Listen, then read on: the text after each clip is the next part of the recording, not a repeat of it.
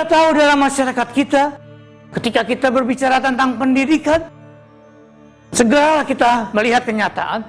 Pendidikan bukan hanya dijalankan oleh pemerintah negara kita, tapi juga oleh lembaga-lembaga sosial yang lain dalam masyarakat.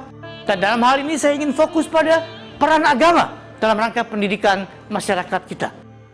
Nah, pendidikan pertama-tama yang dilakukan oleh agama bertujuan untuk membangun watak, membangun budi pekerti manusia, supaya lewat pendidikan yang dilaksanakan oleh agama, orang-orang yang menjadi peserta didik bisa tumbuh menjadi warga negara yang memiliki budi pekerti yang baik, berpikiran sehat, dan maju pengetahuannya. Nah, secara umum, sebetulnya watak dan kepribadian manusia ditentukan bukan hanya oleh pendidikan, tapi juga oleh faktor-faktor yang lain. Misalnya faktor genetik, faktor neurologis, faktor sosiologis, faktor lingkungan hidup, dan faktor-faktor yang lain. Dan di sini agama berperan hanya pada satu faktor, yaitu lewat pendidikan dan pengasuhan yang dijalankan oleh agama. Setiap umat beragama atau setiap lembaga agama yang ada di Indonesia, kita tahu juga mengelola pendidikan mulai dari tingkat yang elementer, dasar, sampai tingkat pendidikan yang tinggi di universitas misalnya. Nah, dalam rangka ini kita perlu menyadari beberapa prinsip pendidikan yang sebaiknya juga dijalankan oleh agama. Pertama, pendidikan yang sehat terfokus pada pengembangan individu, kapasitas individu. Marilah kita perhatikan pada diri si individu. Tentu komunitas keagamaan boleh mengawal perkembangan dan pertumbuhan moral, pengetahuan, dan perilaku individu.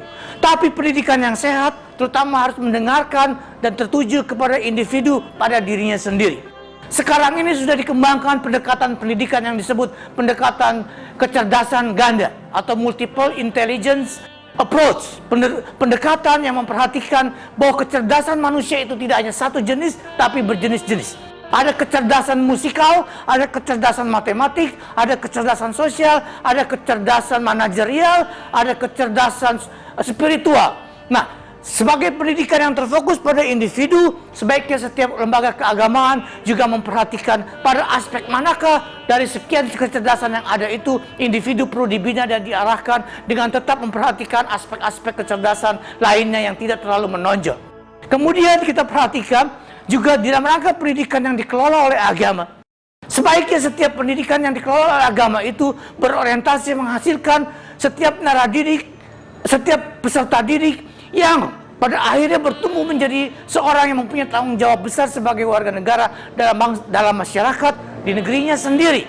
Dan biarlah pendidikan yang kita bangun akan menghasilkan pendidikan yang akan menghasilkan peserta-peserta didik yang memiliki wawasan pemersatu bangsa dan bukan pemecah belah bangsa. Dan selain itu, di dalam rangka pendidikan yang dikelola oleh agama, sebaiknya kita harus perhatikan ada aspek ilmu pengetahuan yang tidak bisa diintervensi oleh agama. Dan karena itu setiap pendidikan, baik yang dilaksanakan oleh negeri kita sebagai pemerintah maupun di dalam negeri kita ini sebagai umat beragama, kita harus bisa membuat sains itu tetap sains dan jangan mengagamakan sains atau mensainkan agama. Hanya dengan pendidikan yang seperti ini, memperlakukan ilmu pengetahuan sebagai ilmu pengetahuan dan mengajarkannya ilmu pengetahuan sebagai ilmu pengetahuan, peserta didik akan tumbuh menjadi orang-orang yang cerdas pengetahuannya dan tidak akan dibuat kebingungan oleh tercampur aduknya antara akidah keagamaan dan sains. Nah, marilah kita ke depan menghasilkan sebuah kegiatan pendidikan yang dikelola oleh agama yang memperhatikan aspek-aspek di atas yang saya sudah sebut tadi.